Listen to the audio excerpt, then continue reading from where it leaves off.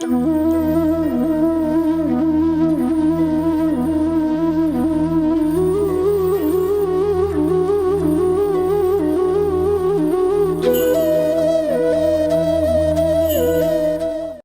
आपने कभी एक ऐसी नगरी के बारे में सुना है जो समुद्र की गहराइयों में बसी हो और जिसका इतिहास पौराणिक कथाओं से जुड़ा हो? महाभारत और भागवत पुराण में इस अद्भुत नगरी का वर्णन है। सोने चांदी से सजी 7 भव्य द्वारों वाली यह नगरी भगवान कृष्ण ने खुद बसाई थी।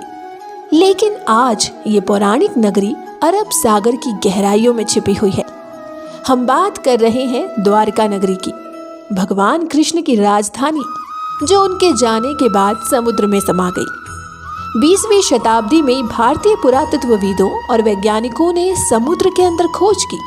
तब उन्हें मिली प्राचीन दीवारें, बंदरगाह और नगर की संरचनाएं, जो इस बात का सबूत है कि द्वारका सिर्फ एक मिथक नहीं बल्कि एक ऐतिहासिक नगरी थी। द्वारका आज भी करोड़ों भक्तों और इतिहास प्रेमियों के लिए आस्था और रहस्य का केंद्र है।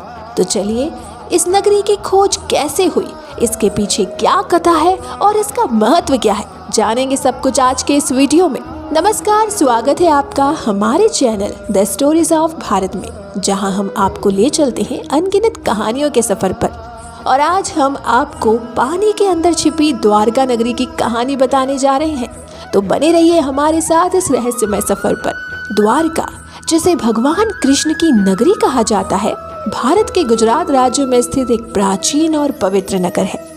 ये नगर हिंदू धर्म में अत्यधिक महत्वपूर्ण है क्योंकि इसे भगवान कृष्ण की कर्म भूमि और उनकी राजधानी के रूप में जाना जाता है। द्वारका का अर्थ है द्वारों का नगर और ये नाम इस बात को दर्शाता है कि ये नगर समुद्र के किनारे स्थित व्यापार और आध्यात्मिक द्वार के रूप में प्रसिद्ध था। पौराणिक कथाओं के मुताबिक द्वारका को भगवान कृष्ण ने खुद बसाया था और उनके जाने के बाद ये नगरी समुद्र में समा गई। इस कथा को लंबे समय तक एक मिथक माना गया, लेकिन 20वीं शताब्दी में पुरातात्विक खोजों ने इसे ऐतिहासिक और वैज्ञानिक तौर पर सही साबित कर दिया। द्वारका का जिक्र महाभारत, हरिवंश, विष्णु पुराण और भागवत पुराण में मिलता है। ये माना जाता है कि मथुरा में कंस का वध करने के बाद भगवान कृष्ण ने यादवों की सुरक्षा के लिए एक नई नगरी बसाने का फैसला किया। समुद्र के किनारे स्थित इस नगरी को मयासुर नाम के एक दैत्य वास्तुकार ने डिजाइन किया था। द्वारका को सप्त द्वारिका कहा जाता था क्योंकि इसमें 7 भव्य द्वार थे। ये नगरी अपनी समृद्धि, भव्यता और सुव्यवस्थित नगर योजना के लिए जानी जाती थी। महाभारत में इसका वर्णन सोने, चांदी और रत्नों से सजाई गई नगरी के रूप में किया जाता है। बहुत से पुराणकार मानते हैं कि कृष्ण अपने 18 साथी और कुल के साथ द्वारका आए थे। यहाँ उन्होंने 36 सालों तक राज किया। उनके जाने के बाद द्वारका नगरी समुद्र में डूब गई। इस घटना का जिक्र महाभारत के मौसल पर्व में भी मिलता है। पौराणिक कथाओं के मुताबिक ये भगवान की इच्छा थी कि उनका काम खत्म होने के बाद ये नगरी नष्ट हो जाए। पौराणिक कथा के अनुसार महाभारत में पांडवों की विजय हुई और सभी कौरवों का नाश हो गया था। इसके बाद जब युधिष्ठिर का हस्तिनापुर में राज तिलक हो रहा था, उस समय श्री कृष्ण भी वहां मौजूद थे। तब गांधारी ने श्री कृष्ण को महाभारत युद्ध का दोषी ठहराते हुए भगवान श्री कृष्ण को श्राप दिया कि जिस तरह मेरे कुल का नाश हुआ है, उसी तरह तुम्हारे कुल का नाश भी तुम्हारी आंखों के सामने होगा। कहते हैं इस श्राप की वजह से श्री कृष्ण की द्वारका नगरी पानी में समा गई। एक दूसरी पौराणिक कथा के मुताबिक एक बार महर्षि विश्वामित्र और देव ऋषि नारद द्वारका गए। तब यादव वंश के कुछ लड़के ऋषियों के साथ मजाक करने के लिए श्री कृष्ण के पुत्र सांब को स्त्री वेश में ले गए और फिर ऋषियों से कहा, ये स्त्री गर्भवती है, आप इसके गर्भ में पल रहे शिशु के बारे में बताइए कि क्या जन्म लेगा। ऋषियों ने अपना अपमान होता देख श्राप दिया कि इसके गर्भ से मूसल उत्पन्न होगा और उस मूसल से सभी यदुवंशी कुल का विनाश होगा। इस श्राप के बाद सभी यदुवंशी आपस में लड़ लड़ कर मरने लगे थे। सभी यदुवंशियों की मृत्यु के बाद बलराम ने भी अपना शरीर त्याग दिया था। श्री कृष्ण पर किसी शिकारी ने हिरण समझकर बाण चला दिया था, जिससे भगवान श्री कृष्ण भी देवलोक चले गए। उधर जब पांडवों को द्वारका में हुई अनहोनी का पता चला तो अर्जुन तुरंत द्वारका गए और श्री कृष्ण के बचे हुए परिजनों को अपने साथ इंद्रप्रस्थ लेकर चले गए। इसके बाद देखते ही देखते पूरी द्वारका नगरी रहस्यमय तरीके से समुद्र में समा गई। यहाँ आज भी कई बड़े मंदिर स्थित हैं, जहाँ भक्तगण दर्शन के लिए आते हैं, जिनमें द्वारकाधीश मंदिर के गर्भगृह में चांदी के सिंहासन पर भगवान कृष्ण की श्याम वर्णी चतुर्भुज प्रतिमा विराजमान है। कहा जाता है कि इस मंदिर की जगह पहले निजी महल और हरिगृह था।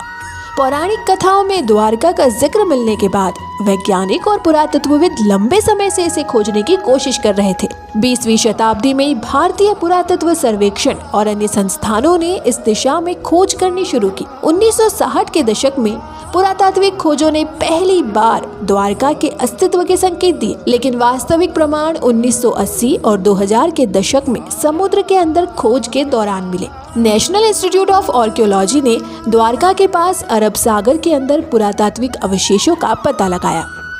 समुद्र के अंदर मिले स्ट्रक्चर्स और अवशेषों ने ये साबित किया कि प्राचीन द्वारका नगरी वास्तव में अस्तित्व में थी।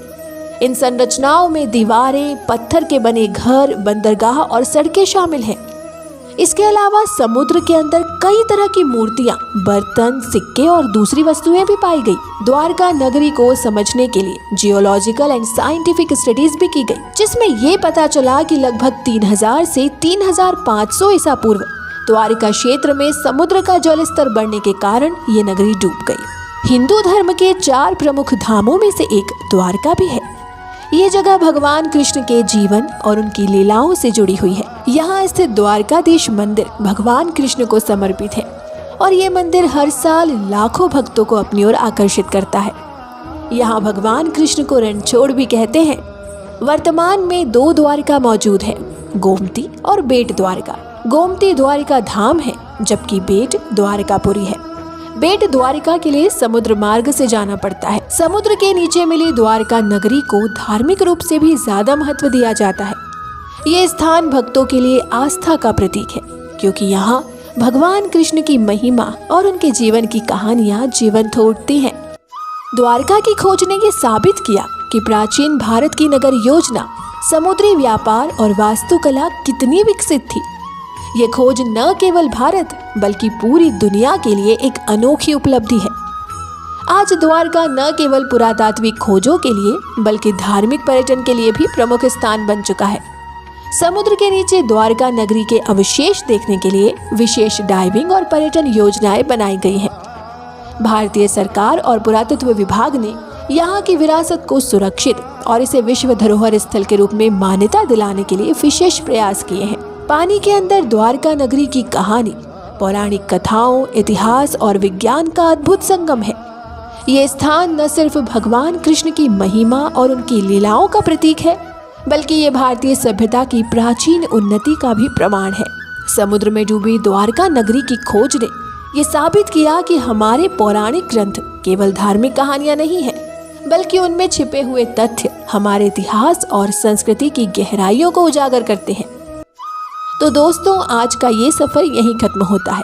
द्वारका का ये रहस्यमय सफ़र आपको कैसा लगा, हमें कमेंट्स में ज़रूर बताएं। वीडियो को लाइक एंड शेयर करें और हमारे चैनल को सब्सक्राइब करना ना भूलें। मिलते हैं आपसे एक और नई कहानी के साथ। तब तक के लिए धन्यवाद।